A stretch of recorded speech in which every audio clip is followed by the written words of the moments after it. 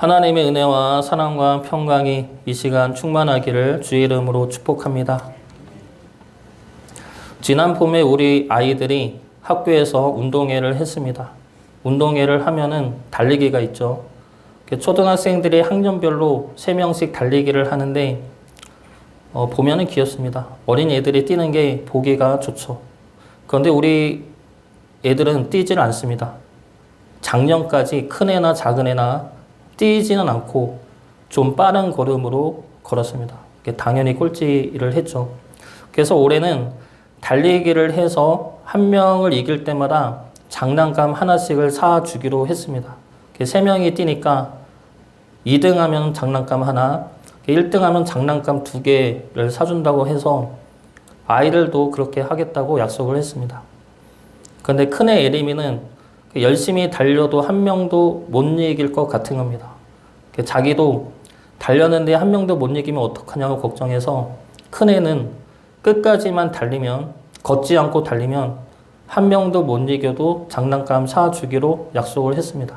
그래서 그렇게 약속을 하고 운동회가 되었는데 다행히 둘 다 2등을 했습니다. 근데 둘 다 막 그렇게 열심히 달리지는 않습니다. 우리 애들이 열심히 안 달렸지만 같이 뛰던 다른 친구가 더 안 달렸습니다. 그래서 우리 애들이 2등을 했지만 2등을 한 것이 우리 애들이 잘 달렸다기보다는 다른 친구가 잘 안 뛴 덕분에 2등을 한 것이죠. 그래서 그걸 보고 기뻐해야 하나 이렇게 말아야 하나 이렇게 오묘한 감정을 가지게 되었는데 우리 아이들은 자랑스러워 하는 겁니다. 집에 와서는 봤냐고, 자기 2등한 거 봤냐고 장난감 사달라고 이렇게 당당하게 이야기를 해서 결국은 장난감을 사주게 되었습니다. 근데 원래 저의 의도는 2등을 하든 3등을 하든 달리기에서 최선을 다해 달리기를 했으면 하는 마음이었습니다. 그런데 우리 아이들의 목적은 장난감이었죠. 2등만 하면 장난감이 주어지니까 최선이 아닌 2등에 초점을 두었던 겁니다. 저의 의도와 아이들의 목적이 서로 달랐던 것이죠. 그런데 이러한 차이가 하나님의 말씀을 보는 우리에게도 일어날 수가 있습니다. 하나님의 말씀은 우리가 하나님의 백성으로 살게 하기 위한 말씀입니다. 그런데 우리는 하나님의 백성으로 살기보다는 하나님한테 복받을 만큼만, 하나님한테 혼나지 않을 만큼만 살려 할 때가 있다는 것이죠.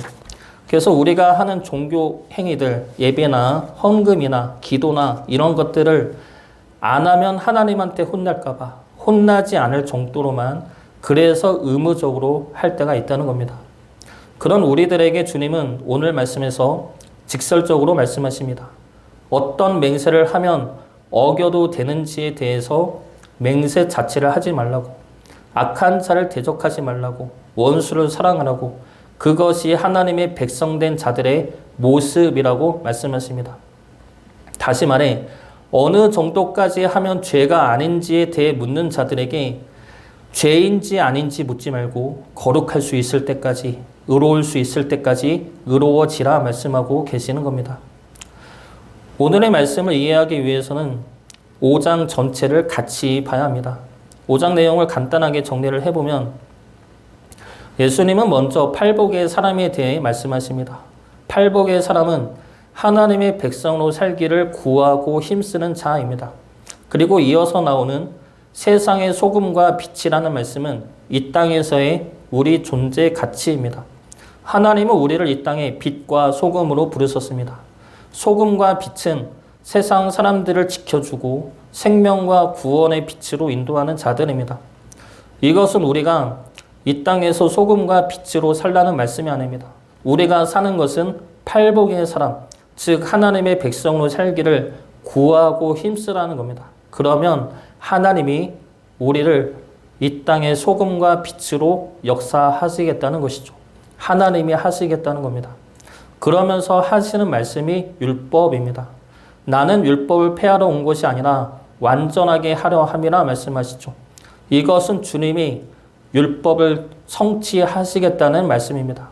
구약에서 하신 언약이 주님을 통해 이루어집니다. 그 언약이 무엇입니까?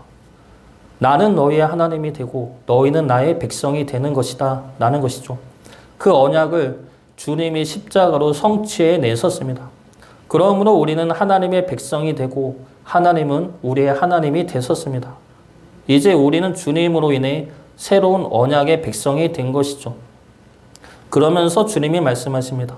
너희 의가 서기관과 바리새인보다 더 낫지 못하면 천국에 들어가지 못한다 말씀하시죠.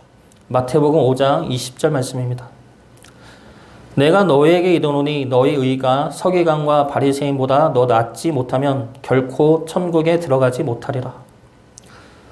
여기에서 주님이 말씀하신 더 나은 의가 무엇입니까?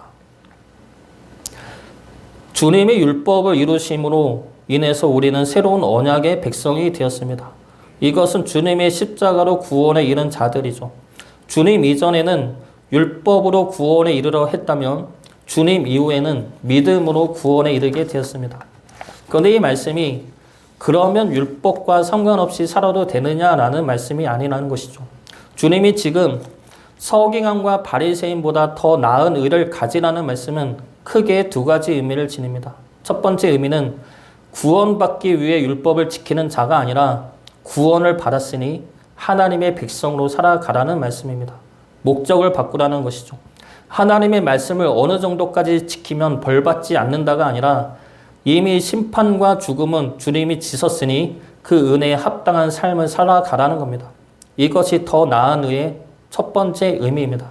그리고 더 나은 의의 두 번째 의미는 그렇게 살아갈 수 없음을 인정하고 성령의 도우심으로 살아가라는 겁니다. 서기관과 바리새인들은 자신들의 율법을 지킴으로 자신의 의를 드러냈습니다. 그러나 그 의는 구원에 이르지 못하는 의이죠. 우리는 율법을 온전히 지킬 수 없는 연약한 자들입니다. 우리가 지킬 수 있었으면 주님이 십자가를 지지 않았겠죠. 주님이 이 땅에 올 필요가 없었을 것입니다. 그런데 우리가 지킬 수 없으니까 주님이 십자가를 지신 것이죠. 그 연약함을 우리가 지킬 수 없음을 고백하고 붙들라는 겁니다.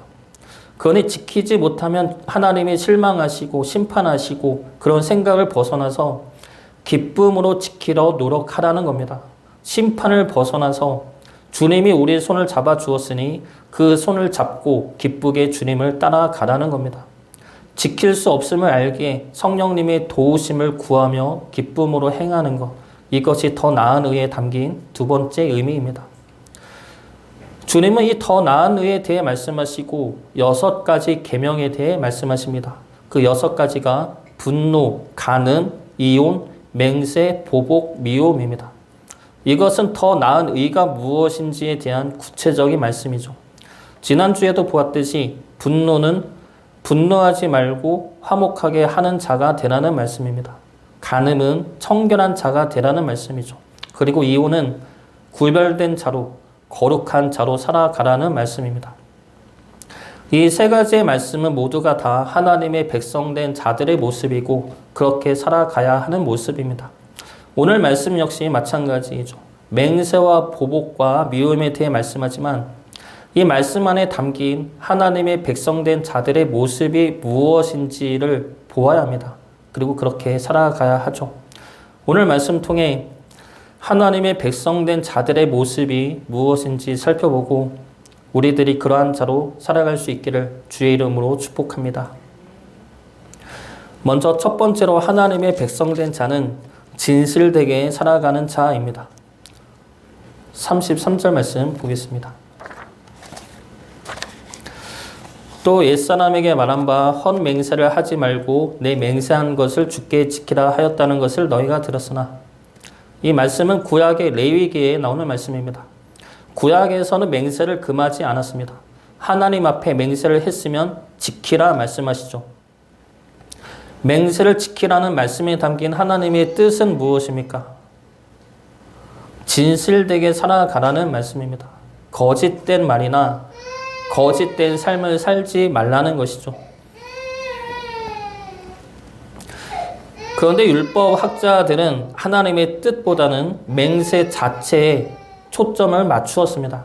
그래서 맹세를 할 때 무엇을 두고 맹세를 했는지에 따라서 맹세를 지켜도 되고 지키지 않아도 되는지를 분류했습니다. 오늘 말씀의 34절부터 36절까지 나오는 말씀처럼 땅이나 하늘에 대고 한 맹세는 지키지 않아도 된다고 말하죠. 마태복음 23장을 보면은 이 맹세에 대해서 그 당시 이스라엘이 어떻게 행했는지가 잘 나타나 있습니다. 이 시대 맹세의 기준을 보면 성전으로 맹세하면 안 지켜도 되지만 성전의 금으로 맹세를 하면 지켜야 합니다. 제단으로 맹세하면 안 지켜도 되지만 제단 위에 예물로 맹세하면 지켜야 합니다. 어느 것을 두고 맹세하는지에 따라서 지켜도 되고 안 지켜도 되는 맹세법을 만들어낸 것이죠. 그것을 두고 예수님께서 뭐라고 말씀하십니까? 어느 것은 귀하고 어느 것은 귀하지 않은 것이 아니라 그 모든 것들이 결국 하나님 앞에 맹세하는 것이다 라고 말씀하십니다. 그러니 맹세하지 말라 말씀하시죠. 37절 말씀 보겠습니다. 오직 너희 말은 옳다 옳다 아니라 아니라 하라. 이에서 지나는 것은 악으로부터 나느니라. 주님의 이 말씀은 사람들 앞에서 진실된 자로 보이려 하지 말고 스스로가 보기에 진실된 자가 되라는 겁니다. 내 말은 내가 삶으로 드러내야지 내 말이 참인 것을 상대방에게 맹세 같은 걸로 억지로 믿게 하지 말라는 것이죠. 상대방이 내 말을 믿게 하려 하는 행위 그 자체가 악이라는 겁니다. 여기서 악은 악한 자로도 번역이 가능합니다. 그러면 악한 자는 마귀가 되죠. 마귀는 어떠한 자입니까? 거짓을 말하는 자입니다. 내 말을 상대방에게 믿게 하려 하고 그 믿음을 강요하는 것 자체가 거짓이 될 수 있다는 겁니다. 그리고 그것은 마귀가 주는 생각이라는 것이죠. 우리가 무슨 말을 하려 할 때 사실보다 더 부풀려 이야기하는 경우가 있습니다. 그래야 상대방이 내 말을 믿을 것이라 생각하기 때문이죠. 저도 아내에게 무슨 이야기를 할 때 이럴 때가 많습니다. 예를 들면은 저는 축구협회 회장이 잘못했다 생각을 하고 있습니다. 그러면 아내에게 축구협회 회장이 잘못한 것을 부풀려 이야기하거나 아니면 잘한 것은 빼고 잘못한 것만 이야기합니다. 그렇게 이야기하는 이유는 내가 축구협회 회장이 틀렸다고 말하는 것에 아내가 공감해 주길 바라기 때문입니다. 그러나 사실 그 말은 진실된 말은 아니라 내 생각과 내 주장이 들어간 말이 되는 것이죠. 우리는 스스로 우리가 한 말에 책임질 수도 없는 자들입니다. 우리가 한 말에 책임질 수도 없으면서 우리는 말로 우리를 그렇듯하게 포장할 때가 있다는 것이죠. 남들 앞에 내 자신을 말로써 포장하고 내 생각을 과장되게 말하고 현실을 모면하려고 거짓 맹세를 말합니다. 이러한 말들로 우리를 진실되게 꾸며봤자 진실된 자가 될 수는 없습니다. 사람들 앞에서가 아니라 하나님 앞에서 우리가 진실된 자가 되어야 할 것입니다. 사람들이 믿어주든 아니든 우리는 진실되게 살아가야 할 것입니다. 그것이 하나님의 백성된 모습이고 하나님이 기뻐하시는 모습입니다. 맹세 같은 걸 하지 않아도 우리의 말을 부풀려 과장되게 말하지 않아도 우리의 삶의 모습이 진실되고 우리의 모든 말이 진실될 수 있기를 주의 이름으로 축복합니다. 두 번째로 하나님의 백성된 자는 온유한 자입니다. 팔복에서도 이야기했듯이 온유하다는 것은 성격이 온화하고 부드럽다는 뜻이 아닙니다. 성경에서 온유하다는 것은 하나님만을 의지하는 자입니다. 가진 것이 없어도 하나님을 의지하는 자이고 하나님을 의지함으로 모든 것을 빼앗겨도 하나님을 의지하는 걸 포기하지 않는 자가 이 온유한 자입니다. 38절 말씀 보겠습니다. 또 눈은 눈으로 이는 이로 갚으라 하였다는 것을 너희가 들었으나 눈은 눈으로 이는 이로 갚으라는 말씀 역시 레위기 말씀인데 이 말씀은 똑같이 복수하라는 말씀이 아니라 과하게 복수하지 말라는 겁니다. 한 대 맞았으면 한 대만 때려야지 그 이상 때리지 말라는 겁니다. 그래서 이 말씀은 복수하지 말라는 말씀인데 예수님의 이 말씀에 대해 아예 대적하지 말라 말씀하십니다. 39절 말씀 보겠습니다. 나는 너에게 이르노니 악한 자를 대적하지 말라. 누구든지 내 오른편 뺨을 치거든 왼편도 돌려대며. 이 말씀에서 오른편 뺨을 친다는 것은 단순히 폭력적인 것을 넘어서 모욕과 수치를 주는 행위를 말합니다. 40절 말씀에 보면 겉옷은 유대인들에게 있어서는 누구에게도 빼앗기지 않도록 보장된 경제적인 기본권입니다. 그래서 겉옷은 해가 지기 전에 반드시 돌려주어야 합니다. 그런데 예수님은 겉옷까지 주라 말씀하시죠. 41절에서 오리를 가게 한다는 것은 그 당시 로마에 지배당한 자들에게 주어진 강제 노역 의무입니다. 로마 군인들이 오리를 가게 하면은 가야 하죠. 근데 이것이 부당한 노동법입니다. 그런데 예수님은 오리가 아니라 심리를 가라 말씀하시죠. 그리고 42절에서는 이웃의 요구를 들어주라 말씀하십니다. 주님의 이 말씀들은 상대방이 내게 모욕과 수치를 주고 경제적으로 피해를 주고 내게 부당한 노동을 강요하고 내 것을 달라 한다 해도 이에 똑같이 대응하지 말라는 겁니다. 똑같이 복수하기는커녕 아예 대적하지 말라는 것이죠. 그러면 그냥 당해야 합니까? 라는 질문을 할 수가 있습니다. 그리고 그냥 당하는 사람들을 우리는 어리석다 말하죠. 왜 바보같이 가만히 있어? 이런 말들을 많이 합니다. 그래서 적극적으로 대항하라 말하고 그것이 지혜롭고 현명한 모습이라 말합니다. 그러나 주님은 대적하지 말라 말씀하시죠. 이 말씀은 악에 대해서 악으로 갚지 말라는 말씀입니다. 성경은 악에 대해서 선으로 갚으라 말씀하고 있습니다. 상대방이 아무리 악하게 한다 해도 그 악에 똑같이 악한 자로 서지 말라는 겁니다. 모두가 악한 자가 된다 하더라도 너는 하나님의 백성이니 너는 선을 택하라는 말씀이죠. 구약의 이삭이라는 인물이 나옵니다. 이삭은 블레셋 지역에서 부자가 되죠. 그래서 블레셋 사람이 시기하여 우물을 막고 이삭을 쫓아냅니다. 이에 이삭이 떠나서 그랄 골짜기로 와서 우물을 파니까 그랄 목자들이 이삭의 우물을 빼앗습니다. 그래서 또 다른 우물을 파지만 그 우물 역시 또 빼앗깁니다. 이삭은 부자가 되니까 쫓겨나고 우물을 파니까 두 번이나 빼앗김을 당했습니다. 그래서 다시 우물을 파고서야 우물을 빼앗기지 않게 되었습니다. 그리고 우물을 빼앗았던 이들이 그제서야 이삭을 찾아와 조약을 맺을 것을 강구합니다. 창세기 27장 26절부터 29절까지 말씀입니다. 아비멜렉이 그 친구 아우삭과 군대 장관 비굴과 더불어 그랄에서부터 이삭에게로 온지라. 이삭이 그들에게 이르되 너희가 나를 미워하여 나에게 너희를 떠나게 하였거늘 어찌하여 내게 왔느냐.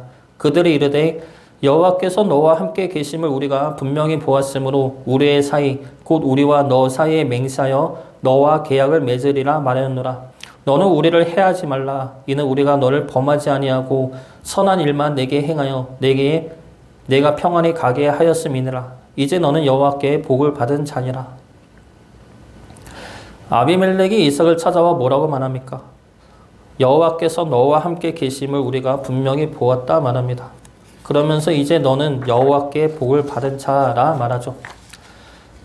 그러면 이삭이 아비멜렉과 그랄 목자들이 우물을 빼앗았을 때 이삭은 선의 마음으로 주었습니까? 아니죠. 27절 말씀을 보면은 이삭은 그들이 나를 미워했다 말하면서 자신이 우물을 빼앗긴 것이 결코 자신의 의도나 선행이 아니었음을 이야기합니다. 이삭은 어쩔 수 없이 힘에 굴복해서 우물을 빼앗긴 것이죠. 그런데 결과는 어떻습니까? 하나님이 채워주십니다. 하나님이 번성케 하시죠. 사람들이 우물을 빼앗으면 다시 우물에서 물이 솟아나게 하십니다. 이것이 하나님의 백성된 우리에게 주어진 은혜이고 축복입니다. 그러니 사람들이 빼앗고 핍박하고 박해할 때 내어주라는 겁니다. 악으로 대하지 말고 선으로 이기고 똑같이 악한 자로 설 것이 아니라 하나님의 백성된 모습을 지키라는 겁니다. 그러면 하나님이 하나님의 백성인 우리를 살펴주시고 보살펴 주신다는 겁니다. 악한 자를 대적하지 않고 하나님의 백성으로 서는 것에 대해서 그런 자를 온유한 자라고 말했습니다. 그리고 온유한 자는 하나님을 의지하는 자라고 말을 했죠. 팔복을 봤을 때 이야기했듯이 온유함으로 쓰인 히브리어는 아나위임입니다. 그리고 이 아나위임이라는 단어가 가난한이라는 의미도 가집니다. 그래서 이사야를 보면은 아나위임이라는 단어가 가난한으로 해석이 되어졌습니다. 이사야 61장 1절 말씀입니다. 주 여호와의 영이 내게 내리셨으니 이는 여호와께서 내게 기름을 부으사 가난한 자에게 아름다운 소식을 전하게 하려 하심이라. 나를 보내서 마음이 상한 자를 고치며 포로된 자에게 자유를, 갇힌 자에게 노임을 선포하며. 이 말씀에서 나오는 가난한 자는 바벨론에 의해서 나라를 빼앗기고 포로로 끌려간 이스라엘 백성들을 의미합니다. 모든 것을 빼앗겨서 아무것도 의지할 수 없는 이들, 그래서 하나님만 의지할 수밖에 없는 이들, 그들이 가난한 자들이고 온유한 자들이라는 겁니다. 우리가 악에 대적하지 않기 위해서는 이런 온유한 자로 서 있어야 합니다. 모든 것을 빼앗겨서 가난하게 살라는 것이 아니라 하나님만 의지할 수 있는 자로 서라는 것입니다. 내 자존심과 내 욕심과 내 물질과 내 사회적 지위와 명예를 의지하고 붙드는 자가 아니라 하나님을 의지하는 자. 그래서 그것들을 기꺼이 포기할 수 있는 자, 그러한 자가 온유한 자입니다. 하나님은 자신의 백성들을 끝없는 사랑으로 살펴주십니다. 하나님의 그 사랑과 은혜를 의지하심으로 악한 자 앞에서도 하나님의 선한 백성됨을 지켜낼 수 있는 온유한 자가 되시길 주의 이름으로 축복합니다. 마지막으로 하나님의 백성된 자는 원수까지도 사랑하는 자입니다. 43절 말씀 보겠습니다. 또 내 이웃을 사랑하고 내 원수를 미워하라 하였다는 것을 너희가 들었으나. 내 이웃을 사랑하라는 말씀은 레위기에 나오는 말씀입니다. 이 말씀에 율법 학자들이 덧붙인 것이 내 원수를 미워하라입니다. 원수에 대해서 율법이 말하지 않았기 때문에 미워해도 된다고 율법 학자들이 가르친 것이죠. 그래서 원수를 미워하라는 말씀은 성경 말씀이 아니라 율법 학자들이, 성경 학자들이 덧붙여 해석한 말씀입니다. 그 말씀에 대해 예수님은 그것이 틀렸다 말씀하시죠. 그리고 원수를 사랑하라 말씀하십니다. 44절 말씀 보겠습니다. 나는 너희에게 이르노니 너희 원수를 사랑하며 너희를 박해하는 자를 위하여 기도하라. 원수를 미워하지 않는 것도 힘든데 원수를 사랑하라 말씀하시죠. 주님의 이 말씀을 우리는 알면서도, 그리고 그렇게 살아야 한다는 것을 알면서도 우리가 그대로 살기는 어렵습니다. 원수는커녕 나한테 말 한마디 잘못한 자가 있어도 그게 분하고 억울해서 잠을 못 자는 경우가 많이 있죠. 그런데 원수된 자를 우리가 어떻게 사랑할 수가 있겠습니까? 원수를 사랑하는 법은 간단합니다. 원수를 보지 말고 하나님을 보면 됩니다. 원수를 사랑하는 이 말씀뿐만이 아니라 아직까지 주님이 말씀하신 그 모든 계명 또한 하나님을 바라볼 때 지킬 수가 있습니다. 우리 딸애가 있는데 TV 보는 것을 좋아합니다. 그래서 TV 보고 있으면은 옆에서 뭐라고 말을 해도 듣지를 않습니다. 큰애 첫째 애가 예림인데 하루는 예림이가 뭐를 어지러워 놓고 치우질 않아서 제가 뭐라고 이야기를 했습니다. 제 딴에는 화가 났지만 그래도 최대한 참으면서 조용한 소리로, 조용한 목소리로 한참을 이야기했습니다. 아빠가 봤으면 제자리에 놓으라고 했지. 이렇게 아무데나 놔두면 책도 망가지고 예찬이가 찢을 수도 있잖아. 뭐 이런 식으로 계속 이야기를 하고 있는데 예림이가 갑자기 웃는 겁니다. 그래서 뭐야 왜 웃어? 그랬더니 TV 보면서 웃고 있던 것이죠. 그리고 아직까지 내가 한 말은 하나도 듣지를 않고 있던 겁니다. 나 혼자 참으면서 이렇게 떠들고 있었던 것이죠. 원수를 사랑하는 것이 이러한 것입니다. 예레미야가 TV에 빠져서 보듯이 우리 또한 하나님을 바라보는 겁니다. 그러면 옆에서 아무리 쓴소리를 하고 피해를 주고 박해를 해도 괜찮습니다. 그들의 쓴소리보다 하나님과 함께하는 사랑과 기쁨이 더 크기 때문이죠. 그들이 주는 아픔보다 주님이 주는 위로와 평안이 더 크기 때문입니다. 원수를 사랑하는 법은 간단하나 행하기는 어렵습니다. 원수를 바라보면 사랑할 수가 없죠. 원수를 사랑해야 한다는 생각을 지우고 하나님을 향한 사랑을 더 깊이 가져가시기 바랍니다. 그러면 어느 순간 원수가 나에게 아무 의미가 없어지는 순간이 오게 될 것입니다. 주님이 말씀하신 새 계명은 진실된 자, 온유한 자, 원수를 사랑하는 자로 서는 것입니다. 이러한 자로 살아가는 것이 하나님의 백성된 자의 모습입니다. 그리고 이러한 모습들을 주님은 이미 우리에게 보여주셨습니다. 하나님은 구약에서부터 우리를 구원하신다고, 우리를 버리지 않으신다고 말씀하셨고, 그 말씀대로 주님을 보내시어 우리를 구원해 내셨습니다. 그리고 주님은 십자가에서 악한 자를 대적하지 않으셨습니다. 로마 군인들이 주님을 때리고 모욕과 수치를 주고 속옷까지 제비뽑기로 나누어 가지고 십자가를 억지로 끌고 가게 하셔도 주님은 그 모든 것들을 감당해 내셨습니다. 그리고 원수된 자를 사랑하셨죠. 하나님의 원수된 자가 누구입니까? 바로 우리들입니다. 우리들이 하나님을 몰랐고 하나님의 사랑을 무시했고 하나님의 말씀을 듣지 않았습니다. 주님을 보내 우리를 구원하시어 하나님의 백성으로 삼아주셨는데도 우리는 여전히 내 생각과 내 고집과 내 성질대로 살았습니다.